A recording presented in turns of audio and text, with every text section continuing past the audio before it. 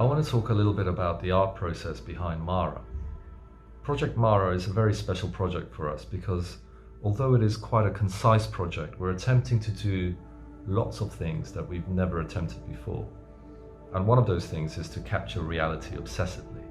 So the game is set in one location, an apartment, a real world location, and the art team's goal is to recreate this apartment perfectly. And to do this, we first start with materials. So we got a bunch of material samples from the apartment, wood, carpet, etc., wallpaper, and photographed them under lots of different lighting conditions. And we scanned a bunch of it as well using a home-built scanner that our technical art director, Matt, created. And with this reference, we then generated procedural shaders and detail maps to attempt to recreate the materials as true to life as possible. But a funny thing happens when you get that close to a material. You know, when you get as close as a human eye can possibly see. Things that seem flat from afar become 3D. You start to see details, you start to see edges, edge wear, you see lints, you see dirt, you see all kinds of stuff that is 3D geometry. So materials for us are no longer simply flat things. They're things that blend between shaders and 3D geometry. So developing these shaders has been a long and arduous process that took our artists several months. But in the end, we got pretty damn good results in terms of recreating these materials true to life.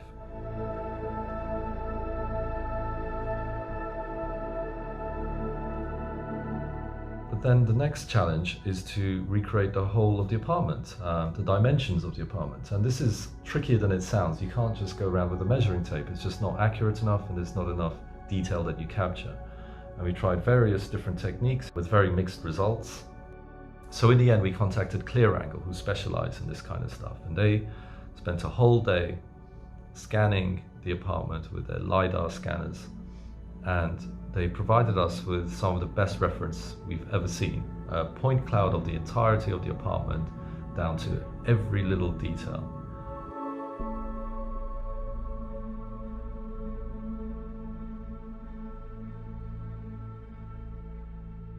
So with this reference in hand, the challenge for the artist is to create what we achieved on a micro scale with these materials, but across the whole apartment. And there's no way you can do this by hand. It has to be procedurally generated. So all of our environment artists dived into procedural tools and Houdini in particular, and started to build and develop their own tools with simple interfaces so that we could scale these materials and features across the whole of the apartment. So there's this kind of a shift going on within Ninja Theory in the way we create art. Artists are not there to just create an object. They're there to create systems that can create that object and infinite variations of that object. So it's an entirely different approach that is laying the foundation for all of our projects across the studio and all of our future projects.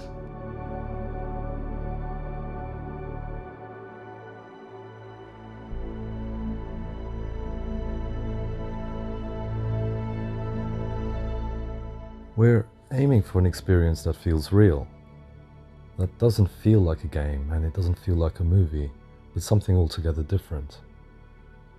And there's a power in tricking the mind into believing it's real before then subverting it, so that you experience the mind-bending strangeness and horror of the world that Mara inhabits.